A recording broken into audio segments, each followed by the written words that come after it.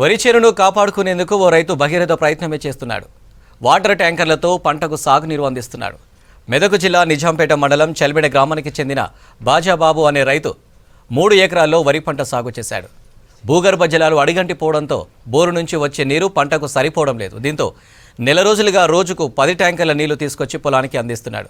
ఒక ట్యాంకరుకు 800 ఖర్చు అవుతుందని చెబుతున్నాడు రైతు. ఇటీవల కురిసిన వడగళ్ల వానకు చాలా వరకు పంట నష్టం జరిగిందని ఆవేదన వ్యక్తం చేస్తున్నాడు. 3 ఎకరాల పొలం నాటేయడం జరిగింది. భూగర్భ జలాలు అడుగంటడం వలన మొత్తం అడే వచ్చేటువంటి బోరు పోయకుండా అయిపోయింది. దానివలన ఒక 2 బోర్లు వేయడం జరిగింది. దాదాపుగా 1,50,000 రూపాయలు ఖర్చు పెట్టేసినా కూడా ఒక సుక్క నీళ్లు రాలేవు.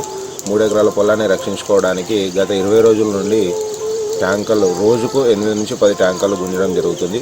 ఒక ట్యాంకర్కు దాదాపుగా 800 రూపాయలు ఖర్చు అవ్వడం జరుగుతుంది. సో ఈ వరిని దక్కించుకోవడానికి ప్రయత్నం చేయడం జరుగుతుంది. సో మాకు ఇంత ఆర్థికంగా భారం అవుతుంది. ఇందులో పండిన పంట కూడా ట్యాంకర్ కిరాయిలకే సరిపోయేటట్టు ఉన్నాయి తప్ప కనీసం తినడానికి కూడా వచ్చే అవకాశం లేదు.